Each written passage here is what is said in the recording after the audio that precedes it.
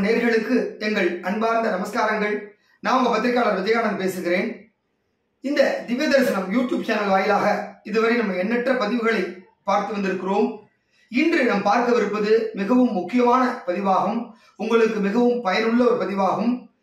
எவ்வளவு பணம் வந்தாலும் செலவாகிக் கொண்டே இருக்கிறது, வீட்டில் கஷ்டமும் வறுமையுமே இருக்கிறது என்று சொல்பவர்கள் பார்க்க வேண்டிய ஒரு பதிவு.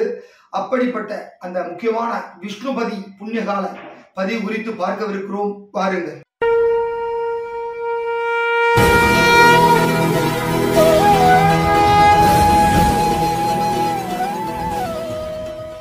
விஷ்ணுபதி புண்ணியகாலம் அப்படின்னு ஒண்ணு வரும்.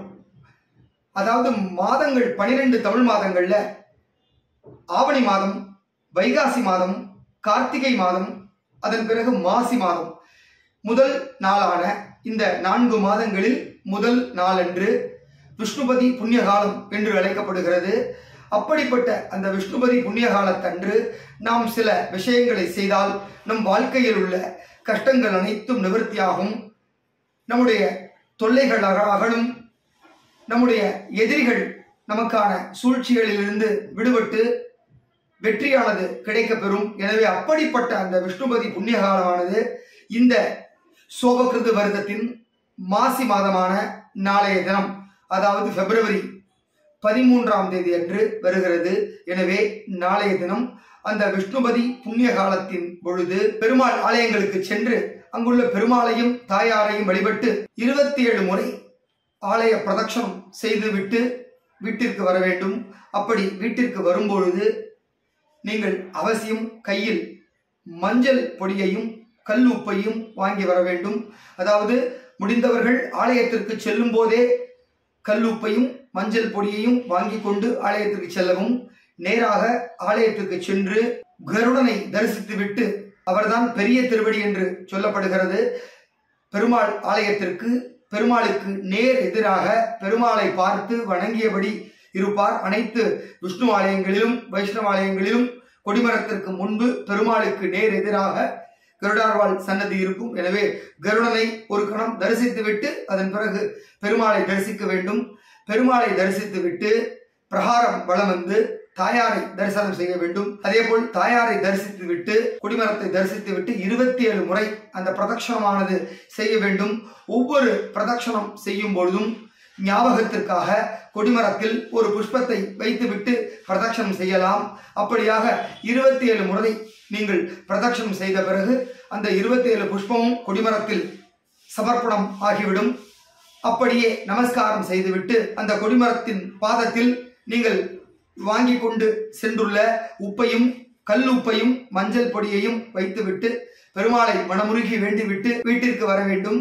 வீட்டிற்கு வந்தவுடன் நேராக பூஜை அறைக்கு சென்று நீங்கள் எடுத்து வந்திருக்கின்ற அந்த மஞ்சள் பொடியையும் கல்லுப்பு பாக்கெட்டையும் பூஜை அறையில் வைத்துவிட்டு கோவிலிலிருந்து எடுத்து வரப்பட்ட துளசி மற்றும் புஷ்பங்களை பெருமாளுக்கு சார்த்துவிட்டு வீட்டு பூஜை அறையில் ஒரு முறை நமஸ்காரம் செய்துவிட்டு உங்களுடைய வேலையை கவனிக்கலாம். இந்த விஷ்ணுபதி புண்ணிய காலம் என்பது அதிகாலை முதல் காலை 10:30 மணி வரை இருக்கிறது.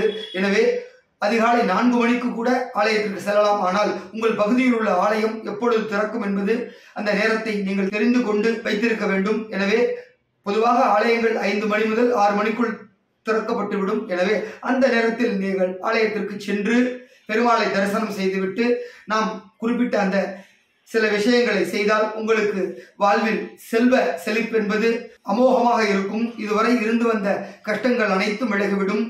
இனி வரும் காலங்களில் மகாலட்சுமியினுடைய அனுகிரகம் பரிபூர்ணமாக உங்களுக்கு கிடைக்கும்.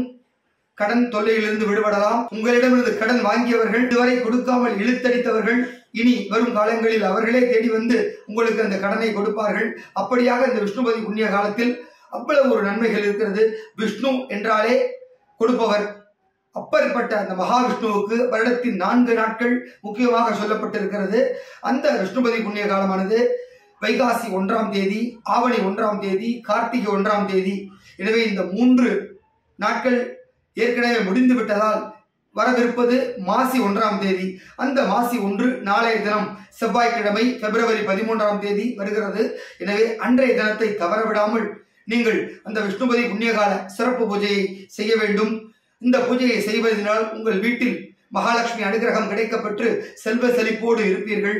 வீடு தேடி அலைபவர்களுக்கு உரிய வீடு கிடைக்கும். புதிதாக வீடு வாங்குபவர்கள் நிச்சயம் புதிய வீடு அமைவதற்கான வாய்ப்புகள் தேடி வரும். அதேபோல் செல்வ செழிப்போடு இருக்கும் ஒரு நிலைமை உண்டாகும். வராக்கடன்கள் வசூலாகும். நீங்கள் கடன் கேட்ட இடத்தில் லோனோ மற்ற விஷயங்கள் கேட்ட இடத்தில் உடனே கிடைக்கும். இப்படியாக செல்வம் சம்பந்தப்பட்ட விஷயங்கள் உடனே ஈடேறும். அதேபோல் தங்க ஆபரணங்கள் வாங்குவதற்கு உகந்த ஒரு நாளாக இருக்கும். எனவே இனிவரும் காலங்களில் இந்த பூஜையை செய்தபின் தங்கம் வாங்குவதற்கான யோகங்கள் அமையும். அதேபோல் இந்த கல் உப்பு என்பது மிகவும் உசத்தியாக சொல்லப்படுகிறது. எனவே இனிமேலாவது நம்முடைய பூஜை அறைகளிலும் அந்த கல்லுப்பை வைக்கின்ற பழக்கங்கள் ஏற்படுத்திக் கொள்ள வேண்டும். கல்லுப்பை பீங்கான் ஜாடிகளில் கொட்டி வைக்க வேண்டும். பிளாஸ்டிக் பாத்திரத்திலேயோ அல்லது எவர் சில்வர் பாத்திரத்திலேயோ கல்லுப்பை வைக்கக்கூடாது. கல்லுப்பு என்பது பீங்கான் பாத்திரத்திலோ அல்லது மண் பண்டங்களிலோ இருக்க வேண்டும். மண் பண்டங்களை விட பீங்கான் மிகவும் சிறந்ததாகும். எனவே பீங்கான் ஜாடியில் கல்லுப்பை கொட்டி வைத்தல் சிறந்த பலனை கொடுக்கும். கல்லுப்பில் தான் மகாலட்சுமியானவள் வாசம் செய்கிறார். எனவே கல்லுப்பை வாங்கி பூஜை அறையில் வைத்து பாருங்கள். இனி வரும் காலங்களில் உங்கள் இல்லங்களில் செல்வ செழிப்பு நிறைந்து காணப்படும். எனவே நாளைய தினம் காலை முதல் 10:30 மணி வரை ஏதாவது ஒரு அருகில் உள்ள விஷ்ணு ஆலயங்களுக்கு சென்று, பெருமாள் கோவில்களுக்கு சென்று அங்குள்ள பெருமாளையும் தாயாரையும் வழிபட்டு நான் சொன்ன இந்த சிறிய பரிகாரத்தை செய்து வாழ்க்கையில் எல்லாவித பலன்களையும் அடையும்படி கேட்டுக்கொள்கிறோம். இந்த விஷ்ணுபதி புண்ணிய காலம் குறித்து ஆழ்வார் மிகவும் சிறப்பாக பாடியுள்ளார். நெய்க்குளத்திடையே சோறும் அப்படின்னு சொல்லி ஒரு பாசுரம் பாடியிருக்கார். அப்படிப்பட்ட அந்த பாசுரம் எல்லாம் சாதத்துல கொஞ்சோண்டு நெய் போட்டு சாப்பிடுவோம். ஆனா பெருமாள் எப்படி சாப்பிடுவார் அப்படின்னா குளம் மாதிரி நெய் இருக்கும், அதுலதான் கொஞ்சம் சாதம் போட்டு சாப்பிடுவார் அப்படின்னு சொல்லியிருக்காரு. அப்பேற்பட்ட அந்த செல்வ செழிப்போட இருக்கணும் அப்படின்னா பெருமாளை கும்பிடணும் அப்படின்னு சொல்லியிருக்காரு ஆழ்வார். அப்படிப்பட்ட அந்த வசத்தியான விஷ்ணுபதி புண்ணிய காலமானது நாளைய தினம் வருகிறது. எனவே நாளைய தினத்தை தவற விடாதீங்க. நாளை காலம்பரை கோயிலுக்கு போறப்ப கடை திறந்திருக்குமான்னு தெரியாது. அதனால இன்னைக்கு இரவே ஒரு கல்லுப்பு பாக்கெட்டையும் ஒரு மஞ்சள் பொடி பாக்கெட்டையும் வாங்கி பூஜை அறையில வச்சிருங்க. நாளை காலம்பரை கோயிலுக்கு போறப்ப மறந்துடாம பூவும் துளசியும் சேர்த்து எடுத்துட்டு போறப்ப கல்லுப்பு மஞ்சள் பொடியும் எடுத்துட்டு போய் சுவாமியை பார்த்து தரிசனம் பண்ணி நான் சொன்ன விஷயங்கள்லாம் பண்ணிட்டு துளசியை பெருமாளுக்கு சாத்திட்டு பூவை 27 முறை பிரதட்சணம் பண்றதுக்காக வச்சு சொன்னது உங்களுக்கு ஞாபகம் வச்சுக்க முடியும், இல்ல விரல்ல எண்ணிக்க முடியும் அப்படின்னா பூ இல்லாம கூட நாங்க 27 முறை பிரதட்சணம் பண்ணலாம்.